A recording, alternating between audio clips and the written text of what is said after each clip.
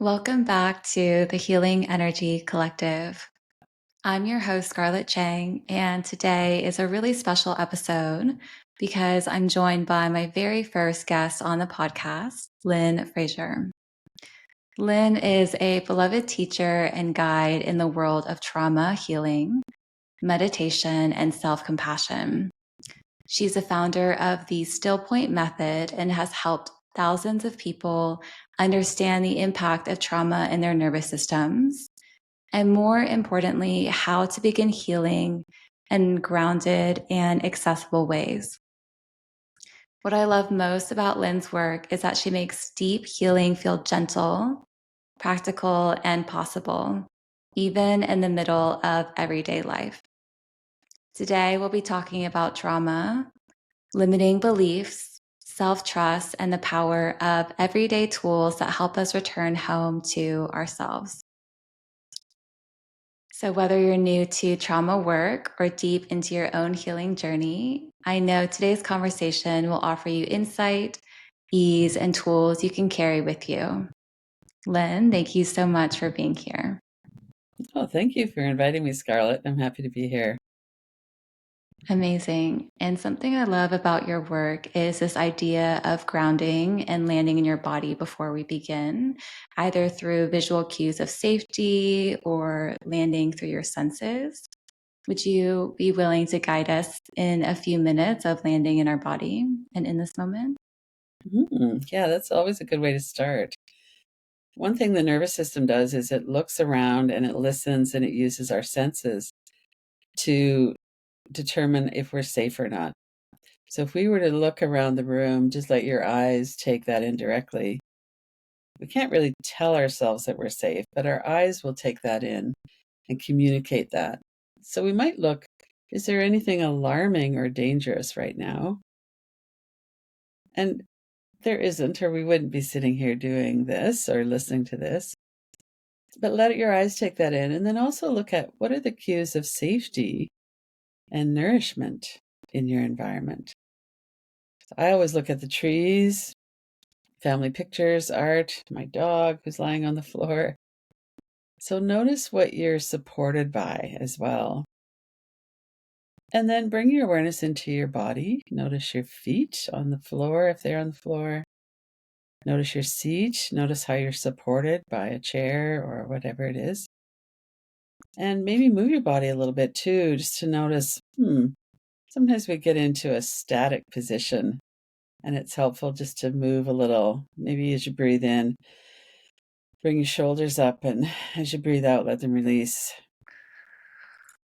And then it's always helpful to notice and to work a little bit with the breath.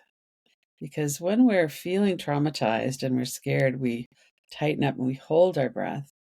So if we could allow our breath to move, that signals to the nervous system that we're safe. So one of my favorite practices is cyclic physiological sighing. And so what that is, we could just do that together. We breathe in through the nose, double inhale through the nose, the breathing in, and again. And then purse your lips and breathe out like you're breathing out through a thin straw. And as you breathe out, relax your face, your jaw, your neck and shoulders. Breathe in. Again. And long exhalation.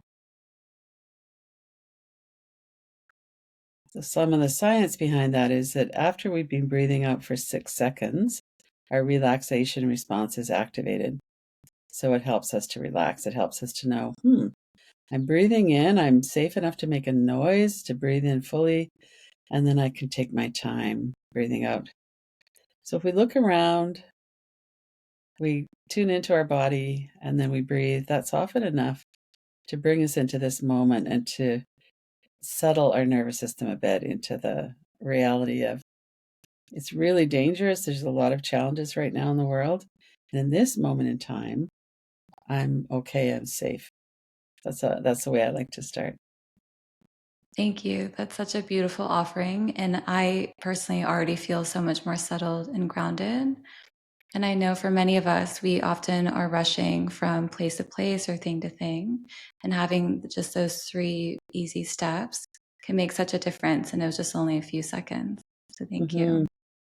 For those who are new to your work, can you share a little bit more about how you came into trauma healing and meditation and what drew you to this path? So I've been meditating for 32 years, which I found astounding. I used to hear people had 30 years of meditation. I'm like, wow. And then here I am. So I came into meditation at a time when I was really stressed. And what really interested me at the very beginning was how powerful the breath was, that I could just take a breath. And that time I had cement shoulders. I was really stressed. I had a lot of catastrophic thinking. And, 30 years ago, not much was known about trauma. Ten years ago, not much was known about trauma. And so I didn't really work at it from that perspective, but through yoga and meditation, I learned to regulate my nervous system. And then later on, I started learning more about trauma. Gabor Mate was very influential in my learning about trauma and childhood developmental trauma, as well as PTSD, and as well as the ordinary trauma of daily life. Like, as we're looking around at what's going on in the world right now, it doesn't feel safe to any of us. And we're really distressed by some of the inhumanity.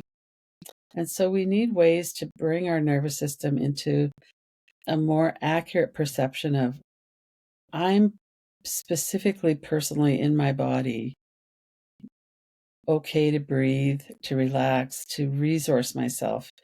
And it's through resourcing ourselves and building resilience that we're then able to be out in the world in a good way. And so I started about 10 years ago, really working on helping people heal trauma through a method of somatic mindfulness. So we tune into what's going on in my thought stream. So that's a natural thing for a meditator to do. But what's going on in my body? What are the sensations, the energies, and realizing that that is stored trauma. And we don't want to be in our body because it's uncomfortable and it's scary.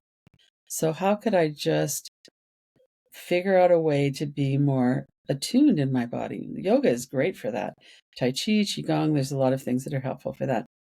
But in this practice, we're really just looking at, so if I have a thought that's scary or uncomfortable, one of the principles of healing is that we need to be here in this moment in order to witness and stay stable enough to know that we're not back in the past in something that happened to us and we're not in the future. We're right here and we're looking at something. And then we're more able to feel the sensations in our body. It might be, for me, it was often bracing myself through my back and neck. Sometimes people grit their teeth, and often we hold our breath. So we have these very common, we have that a lot in common of how does our body react when we're feeling fear. And so as I started to become, I worked with individuals as well as groups. And as I started to become more familiar with how common these patterns are and how many ways there are that we can just settle, and the impact of fight, flight, freeze, and fawn, these survival responses only happen when we feel threatened. So accuracy is helpful. We can we have a negativity bias in the nervous system. It always gets alarmed because people who didn't get alarmed by possible threat didn't live to pass on their genes. So this nervous system has happened over millennia. And now we're in this environment where we're alarmed by so many things that we see that aren't an immediate threat, but our body's reacting as if it is. So that's over the last 2 or 3, 4 years, I've really focused almost entirely on the nervous system. So I do some meditations and some deeper spiritual practice, accessing the stillness, the depth. But what I find is that if we have a lot of alarm in our mind, we have a lot of tension and sensation in our body, that it overrides. We can't access our stillness. We can't access our intuition, our wisdom, and we also can't access compassion. One of the things about being in a survival response is that we get closed up, our heart closes, and that's one of the really important reasons why we need to be doing this nervous system work, so that we can open our heart to ourselves as well as to each other.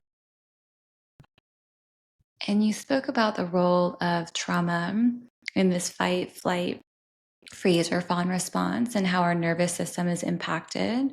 And we get into this survival mode. And I think for a lot of people, the word trauma can seem a little overwhelming or intimidating. Are you able to break it down and maybe explain a little bit more about that idea of small t, big T trauma? And Gabor Mate talks about trauma is not what happens to us, it's our response to what happens to us. And we all respond to the world around us. So little t trauma, in some ways, it's a good way to conceptualize it, because big T trauma, war, car accidents, murder, we can we can say, okay, those are trauma. And when we look at a child who's physically, sexually, verbally abused, we can look at that and go, that's trauma. But the ACEs, Adverse Childhood Experiences score, they started to study that in the 90s. And they realized that what they thought was traumatic was actually just the tip of the iceberg. And emotional neglect is traumatic. That feeling like nobody really cares about us, nobody has our back. Um, so there are a lot of things that we would see, okay, yeah, I agree.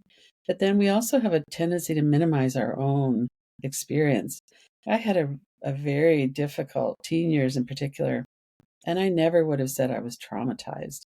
I would have said, well, I was struggling or I was challenged or I was acting out or something like that. But I didn't realize the impact of being shamed, of feeling alone, like we don't have a backup, we're on our own. And a child can't handle that, and adults don't handle it either.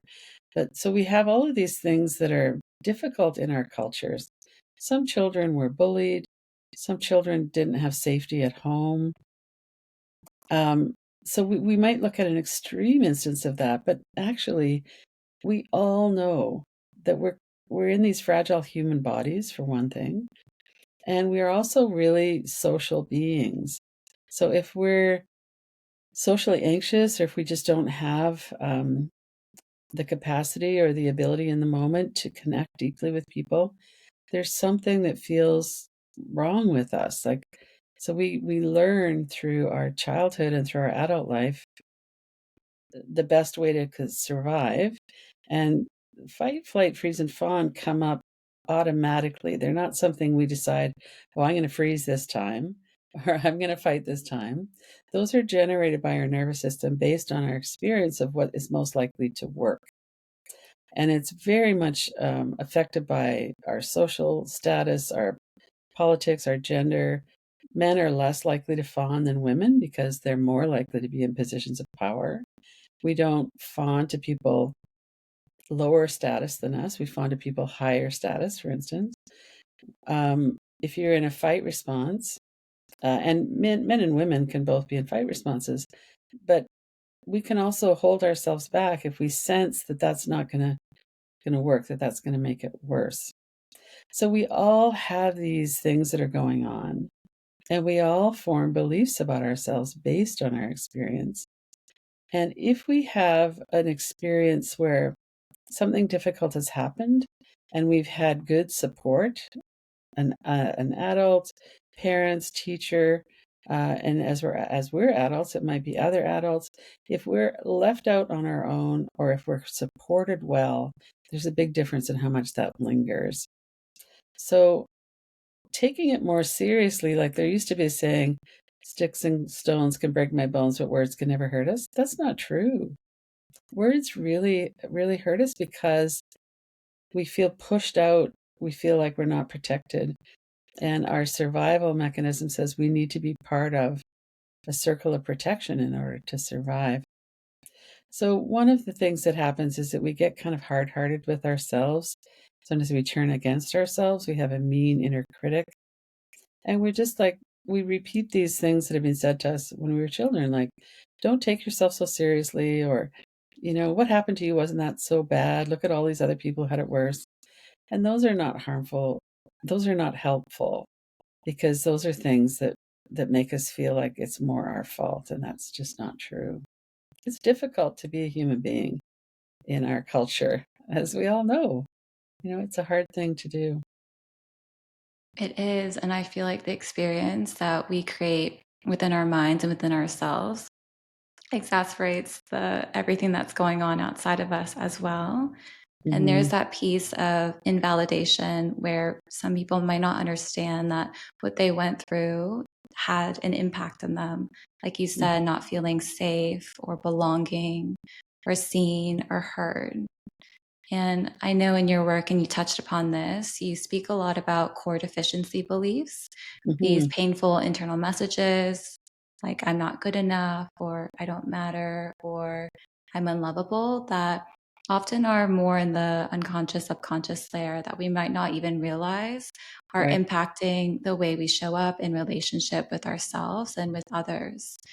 And I was wondering if you could speak a little bit more about this. And I know you've touched on how it's related to the early childhood experiences as well as trauma. And Hmm. I think this idea of core deficiency beliefs is such an important topic. It really is. And if we are walking around in the world feeling like we're inherently bad or stupid or unworthy or not lovable, it affects everything about our life. So it's really worth looking into to see how that developed, but also what's going on with that now. So one of the principles of childhood is that we need our parents or caregivers, whoever that is, we need protection. And we need to have as strong of a connection as possible with our parents because that's our survival. Human children need many, many years just to learn how to feed ourselves and to survive. And then as we get older, social survival is a little bit more part of that. But if we have a situation where we're not really comfortable, where we're not feeling that protected or included, then we start to try to make that up somehow. We always take it on ourselves. So, what's the matter with me that my parents aren't paying attention to me? And a child doesn't have the capacity to know, okay, my parents are really stressed right now because of all of these things. Or one of my parents has mental illness issues, or, they're working three jobs to support me. Children don't understand that. So we always want to make it so that we have a possibility of changing it. And the way to do that is to take on the blame ourselves. So we get more entertaining, or we stop presenting our needs, or whatever it is in the family that will get us a feeling of connection, of protection, like I'm included in this family unit. And then we try to stay away from things that are going to get us excluded. But what happens a lot of times in our culture, especially, is that shame is used in a toxic way. So shame is meant to be very intense because it's meant to correct a behavior that could get us kicked out of the family or out of the community. And when it's used in a way of, this is a shameful behavior, don't do that, then that's a corrective. When it's used as you should be ashamed of yourself, the fingers pointed, your whole being is bad or wrong. That gives us a feeling like there's something really inherently shameful about us. And that's one of the reasons too that we try to escape out of our body, because the feeling of shame in our body is so devastating. We shut down, we get overwhelmed, and we really we kind of gather evidence for all of the beliefs that we have. Well, of course I'm not lovable because, you know, my parents who are supposed to love me don't. And then we start looking for that in other places. And especially as an adult, that's not really ever going to happen, that you're going to get perfectly mothered by somebody out in the world. That's just not the way that works. And so as we start to understand, I had experiences. For instance, if you felt unloved, I had experiences of feeling unloved and feeling unlovable. And then we could also look at it and go, well, I also had experiences of feeling loved, especially as we're an adult and we get out into the world. Or maybe it was with a best friend as a child or something. But we don't make that into a belief. Well, I have been loved, so therefore I must be lovable. That's not the way our brain works. It's, if I feel unloved and that's persistent enough, then I feel like I'm unlovable. So we take on all of these beliefs, and then that's how we're kind of operating in the world. And a lot of times we're looking for validation or reassurance from someone that we are lovable. And, one of the things that happened to me as a child was, as a teenager, I felt very unprotected. I had a lot of things going on that were really traumatizing. And I couldn't go to my parents. They were all about shaming, and I just didn't have that as an option. So then, in my first kind of adult relationship, I was really looking for someone who could protect me. And that left me very vulnerable because it made me not be able to see what was actually going on in the relationship. And so I look back at that, and one of the ways that we can work with that is to offer ourselves some kindness. So here we are, a child. Our brains don't develop until we're actually in our late 20s when they finish developing. But if we have a kind, compassionate, connected environment we grow up in, we develop all these great neural networks for connection. If something's going on that's challenging, we'll look to other people for support. We feel pretty safe. And that's not a perfect thing. It never is for anybody, but generally. And if we don't have that, if we feel like we're on our own, if we have traumatic experiences, whether that's being bullied or being left out or whatever that might be, then we don't develop those neural networks. So the good news with neuroplasticity is we can develop them as adults. And one of the ways I find that's really effective is to bring ourselves into our own heart and to look back and go, as a child, I was turning against myself because that was the way to try and keep a connection with my parents.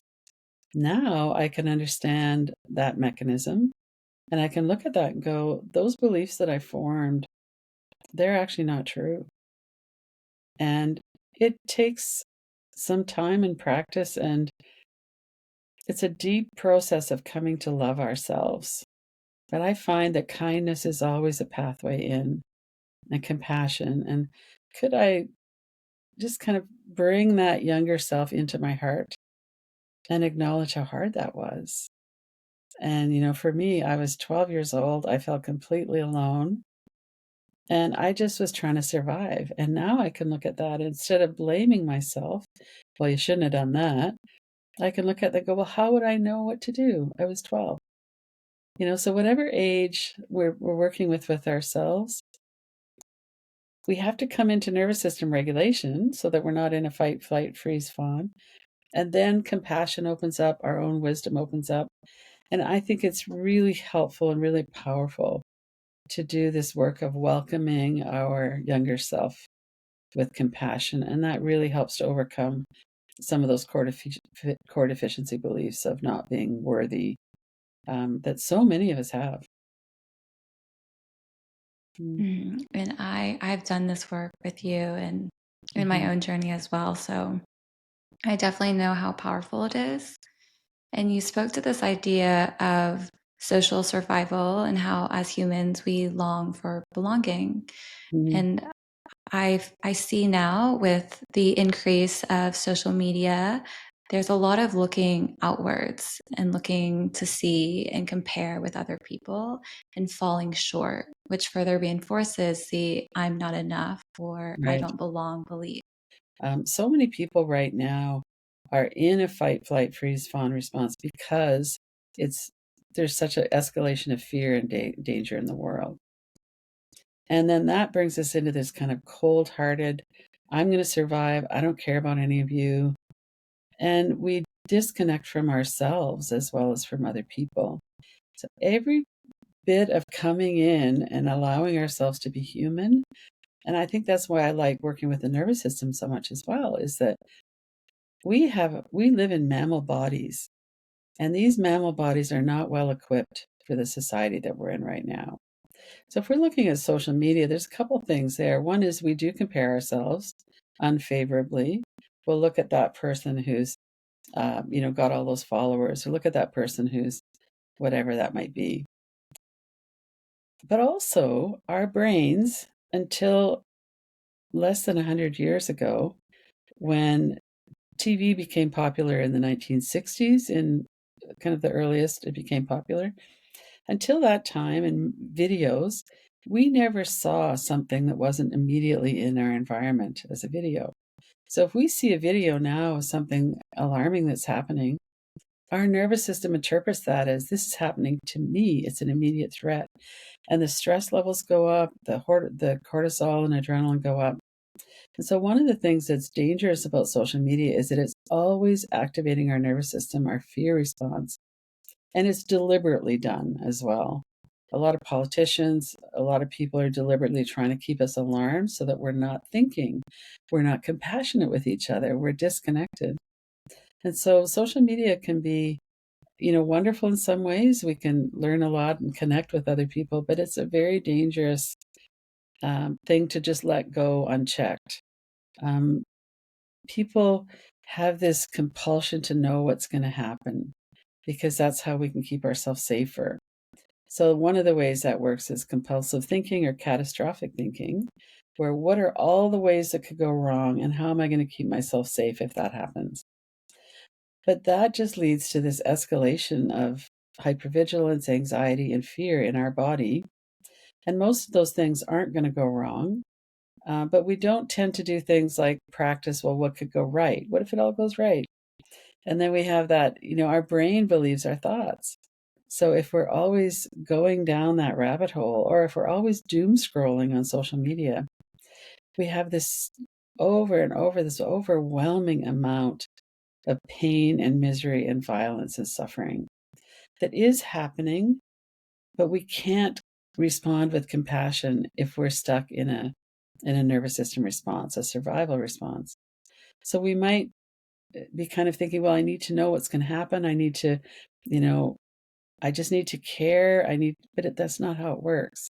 We need to come back into regulation out of our survival responses, and then we can be with the situation in a way that's more helpful for us, but also for other people as well. My meditation teacher said the greatest gift you can give the world is a peaceful mind. And how do we get there? Well, we have to have a regulated nervous system. And for that person who is doom scrolling on Instagram and disconnecting from their body because it feels unsafe and they've been on there for a little bit more time than they probably would like, Mhm. is there a practice to help them get back into their body when they're scrolling on their phone? So one thing I've done is if I feel like I'm getting too engaged with it, I'll take Instagram and Facebook off my phone. So I just have to check it on my browser, which I don't tend to want to do as much. Um, Another thing is to just as a general rule, whether you're on social media or just regular out and about or talking with people, is to keep an eye on your nervous system. So what's happening with my breath? So we could just say, okay, I'm going to put my phone down for 30 seconds and I'm going to just notice my breath. Okay, I'm holding my breath, or it's very shallow. That's usually what's happening when we're doom scrolling, right? We Mhm. could do a practice then, like cyclic sighing.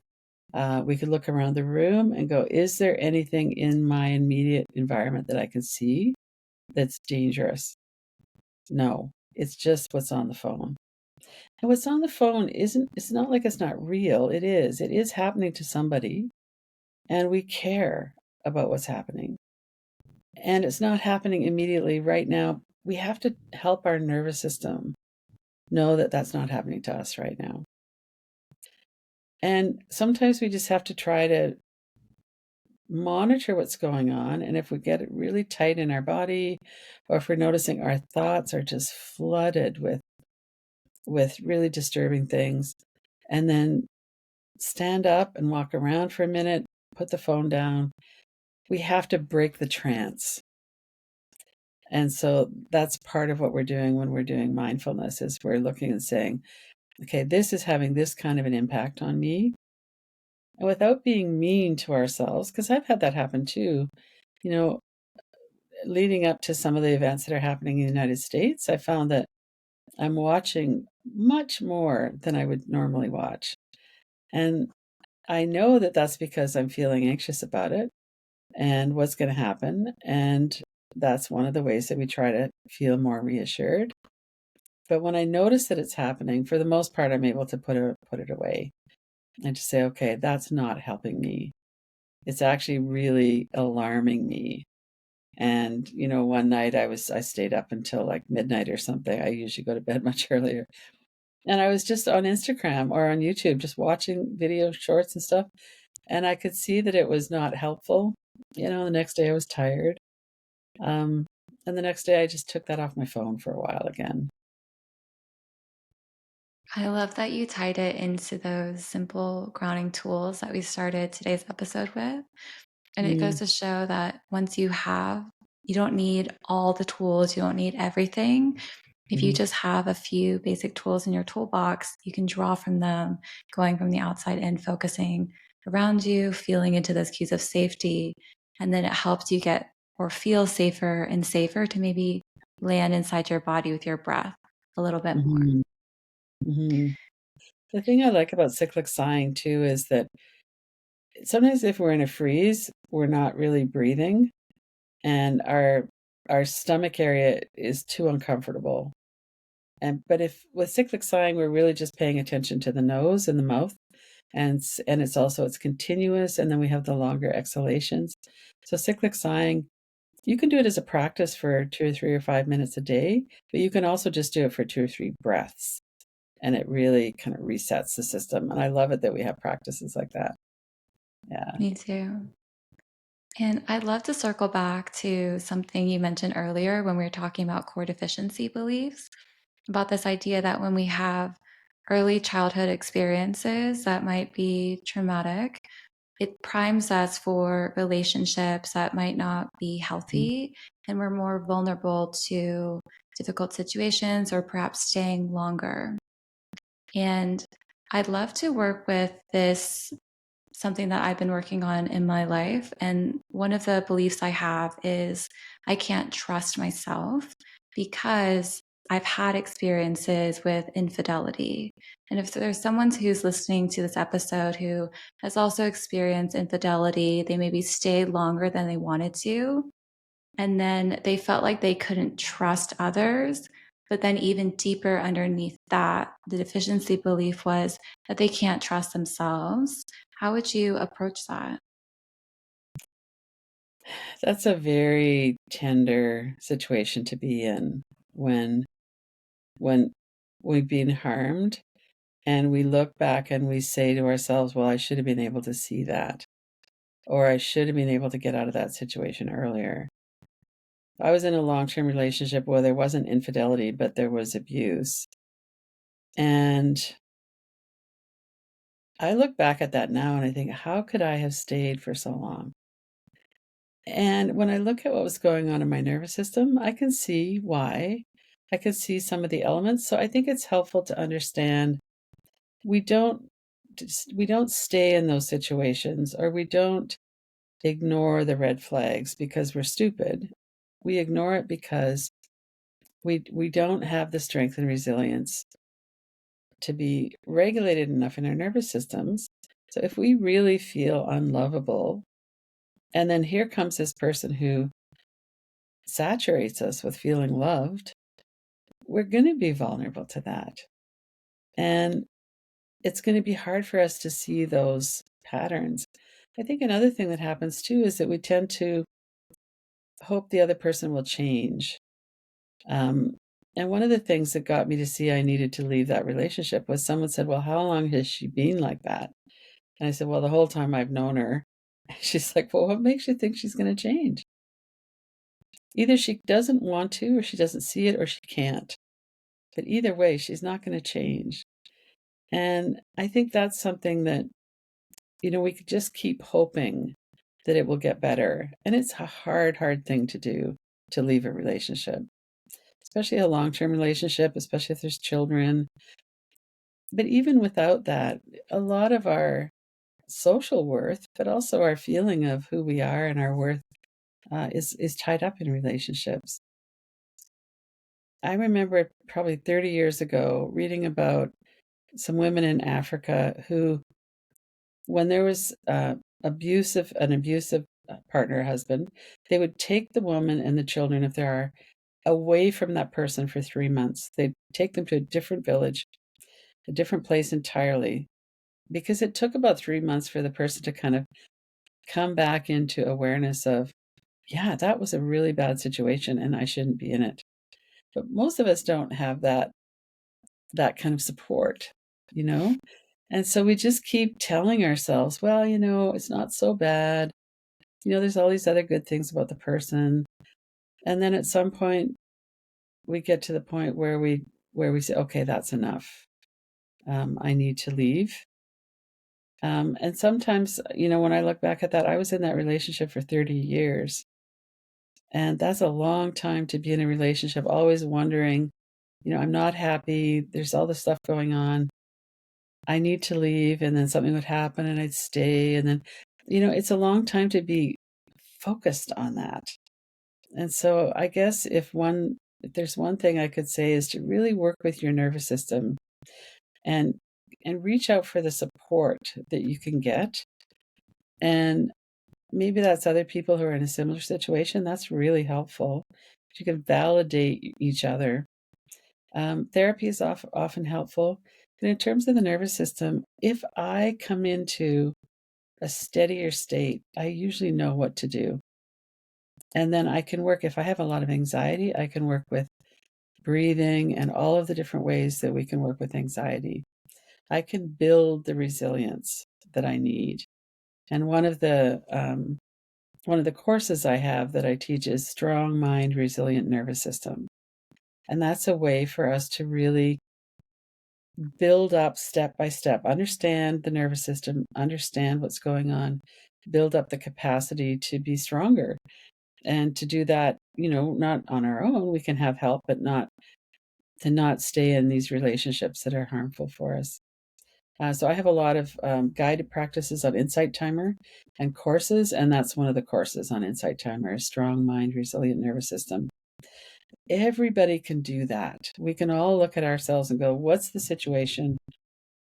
Why is it that what do I need to develop so that I'm strong enough to leave this situation? Or to work with it if it's workable still. But to come into that kindness for ourselves, it always comes back to kindness. So if we're blaming ourselves because we didn't see it, and that's kind of what's underpinning that trust, that doesn't mean that we're not going to see it now. One of the things that I had happen a couple years after I left that relationship was somebody who had quite similar dynamics was kind of interested in me, and I'm just like, no way. And so I knew that I was never going to get back into a relationship with that kind of dynamics again. But a lot of it depends on, just doing our own kind of regulating work and developing the capacity to be kind, really working with some of the core deficiency beliefs, and coming into knowing our own basic goodness. And the clamor of the nervous system gets in the way of that, of knowing our own stillness, our own basic goodness. I mean, I think that's such an important theme of the work that we've been talking about. Is Mhm. that oftentimes we're looking outside of ourselves or to other people to heal us or for them to change so that we can finally feel settled. But Yeah. the self trust and the compassion and the resilience actually lives within us in our body and our nervous system.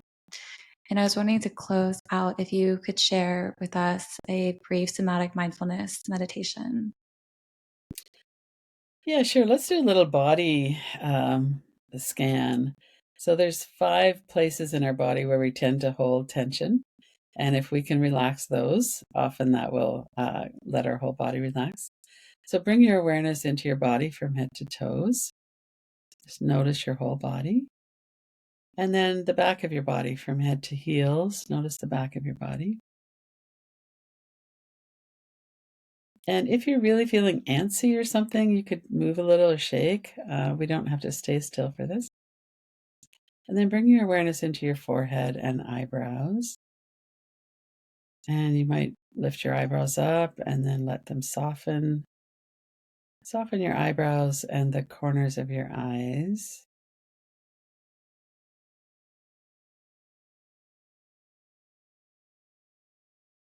And notice your breath as you breathe out. It's a natural softening that happens in the body.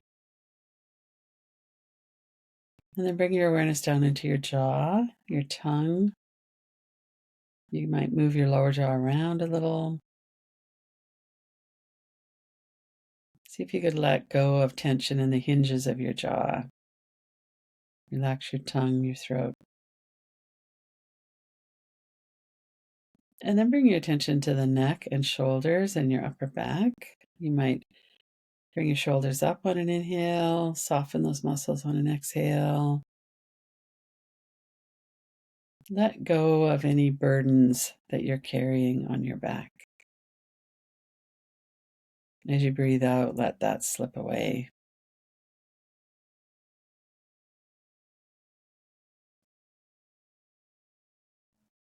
And bring your awareness around to the muscles of your chest. And a lot of times in the heart area, we also have a feeling of a shield or some kind of energy in the heart. So if that's there, you might also just notice that, let that soften. And then if it's comfortable, bring your awareness down into your stomach area and let your belly soften as you breathe out. You might have a hand on your belly and on your chest, or just to bring your awareness there. As you breathe out, let your body soften. And for a couple of several breaths, perhaps 3 or 4 breaths, let your breath be continuous. As you finish breathing out, move right into the inhale. As you finish breathing in, let go of the breath. You could focus on your nostrils if you wanted, or on your stomach area. As you come to the end of your exhalation, sometimes if we feel overwhelmed, we might be reluctant to breathe in. Just really keep your focus there. When you finish breathing out, then start your inhale. And breathe in enough volume to nourish your body. And as soon as you finish breathing in, be willing to let go of the breath. Let your exhale start.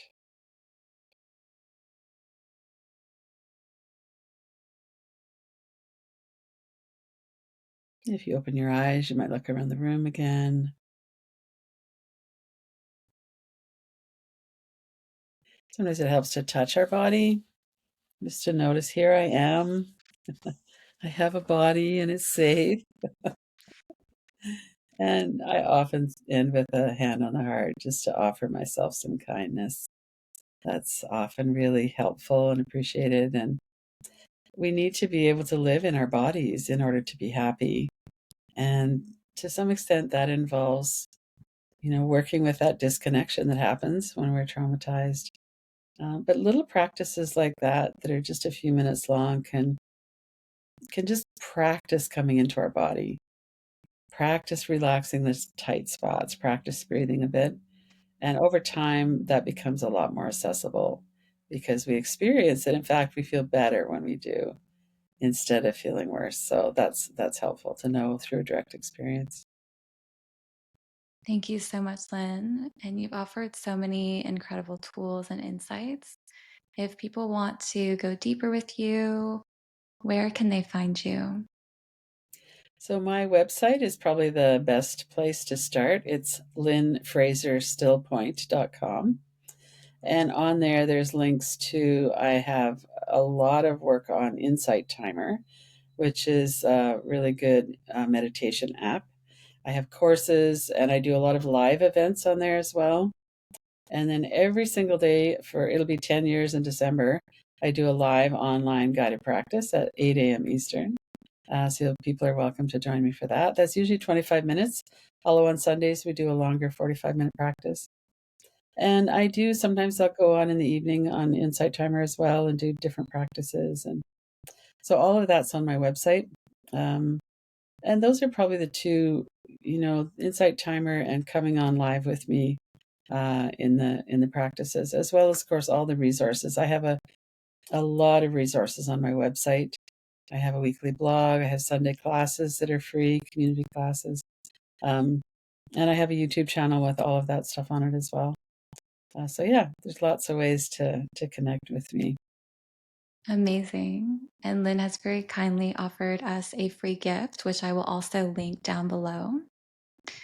And is there anything else that you wish to close with, Lynn? Take a breath. So if we watch our breath and we start breathing with more ease, that really helps to reassure our nervous system. And the thing I always close with is be kind.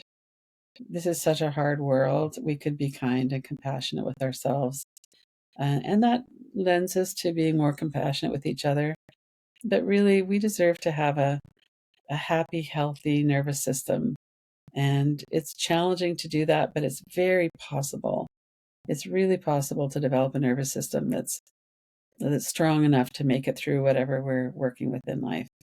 And that brings a lot of happiness and joy. One of the things I like to do too is bring in lots of joy, and whether that's you go swimming or whether it's with a friend or whatever that is, to remember that life is more than just getting through it, that we also could have some fun. That's so beautiful. Lynn, thank you so much for your wisdom, your presence, and your heart. I know this conversation will stay with so many people, whether they're just beginning their healing journey or continuing with new insight and compassion. And to close, for everyone listening, you can find Lynn's work and teachings at lynnfraserstillpoint.com.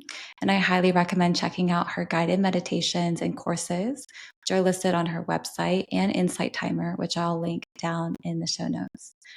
And if today's episode resonated with you, I invite you to take a moment to pause and offer yourself even a little bit of kindness. Healing doesn't have to be heavy, it can be gentle, breath by breath.